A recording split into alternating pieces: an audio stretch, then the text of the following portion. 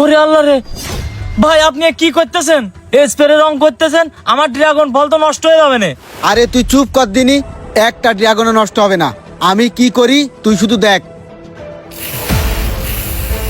ভাই আপনি এটা কোনো কাজ করলেন? আমি এখন ড্রাগন কি করে বিক্রি করবানে? আরে তুই চুপ করবি। তোর এই ড্রাগনের কেজি কত? ওই ড্রাগনের কেজি তো 200 টাকা। আরে তোর এই 200 টাকার ড্রাগন আমি 2000 টাকায় বিক্রি করে দেবো পাগল। তুই শুধু দেখ আমি কি করি।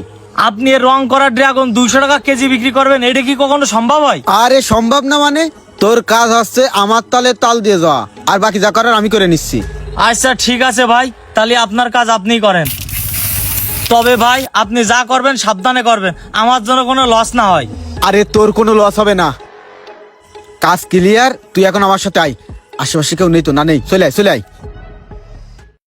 ভাই আমি আপনার উন্নত জাতের সিরিয়া ড্রাগন বাগানের কথা বলছিলাম না, এই যে সামনেই সেই ড্রাগন বাগান। এই বাগানের ড্রাগনের খুব চাহিদা ভাই। সামনে সামনে বলতে বলতে তো অনেক দূরই চলে আসলাম। আর কত দূরই এই যাবো? তো চলে আইছি, চলে। আচ্ছা চলো।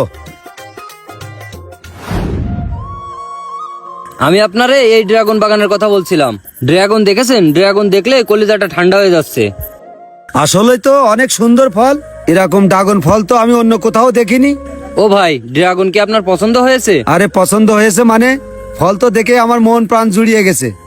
আচ্ছা এই প্রজেক্টের লোক কই? তাদের একটু ডাক দাও, আমি তাদের সাথে একটু কথা বলি। আচ্ছা ডাক দিচ্ছি। ওই রানা ভাই আছেন? আরে কই আপনি? ও রানা ভাই, হ্যাঁ ভাই। এদিকে আসেন ভাই, আপনার সাথে কথা আছে। আচ্ছা ভাই আসতেছি।